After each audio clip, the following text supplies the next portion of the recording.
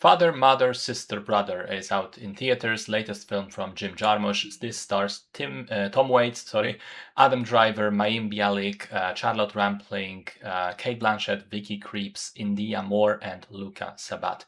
It's a collection of 3 vignettes about family, each of them with completely separate characters and story, but with some things repeating like Easter egg echoes across all 3 segments, like the skateboarders, the discussions about water and toasting with non-alcoholic drinks, the Rolex watch, and the characters being color-coded with shades of red.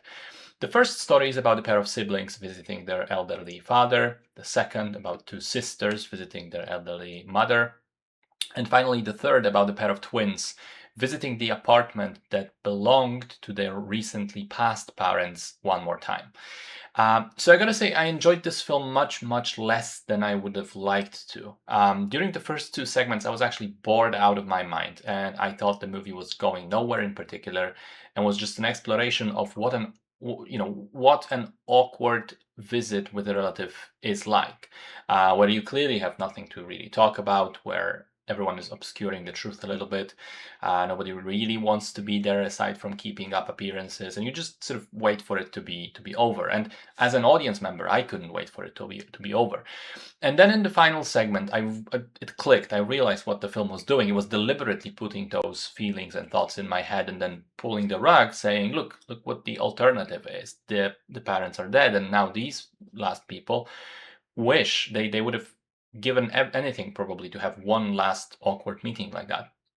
It's a lesson in appreciating the limited time you have with your parents, family, relatives.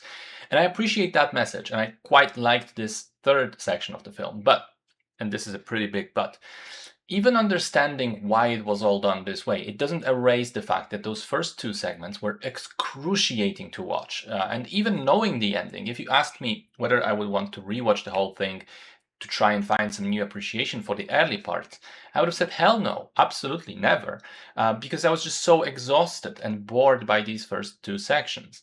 Performance-wise, I thought it's uneven. On the one hand, you have Adam Driver, who is completely wasted in this film, doesn't do anything interesting at all. On the other hand, the 3 ladies from the second segment are all very good. It's especially impressive how an attractive Kate Blanchett is able to not just look but act while being so attractive in real life, obviously. 2 final points. I didn't get what the skateboarders visual was all about at all. Just no clue why it's even there 3 separate times. And secondly, now this might sound like a weird complaint, but the driving scenes in this film are the absolute worst I've ever seen.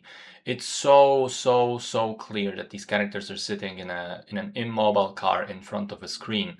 It pulled me out of the story every single time. And I know it might seem like a small thing, but it's something that completely broke the illusion of reality for me. So to sum all of this up, I think in the end I understand the movie's concept and premise and its lesson. And while I don't disagree with it, I don't think it makes for an enjoyable viewing. It's an interesting experiment that to me fails by its very nature.